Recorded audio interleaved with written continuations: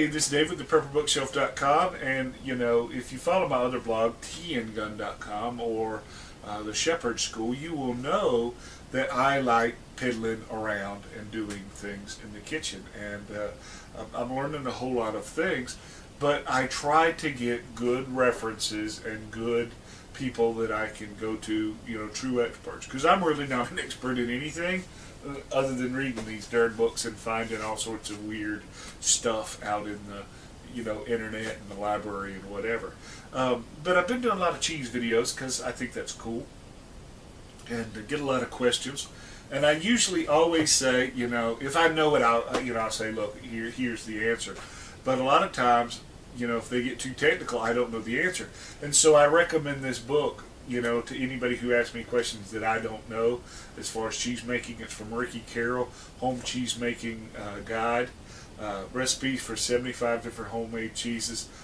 This, if you're going to make cheese, okay, whether goat cheese from goats that you have or whatever, from powdered milk or whatever, you have to buy this book, okay? It talks about cutting the cheese, right?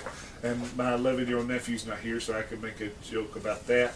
You know, making kefir, making cream fraiche, you know, salad spreads, you know, techniques, ingredients, equipments, differences between soft cheeses and hard cheeses, pasteurization, the difference, you know, using raw milk, you know, step-by-step guide to making cheeses.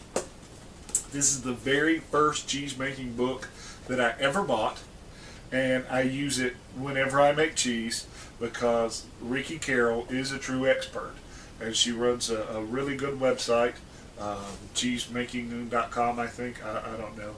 And basically she started making cheese at home and realized that you couldn't hardly buy the chemicals, so she started, you know, in small batches, so she started buying bulk, repackaging in smaller, and just became the cottage expert in home cheese making. So this is an awesome book.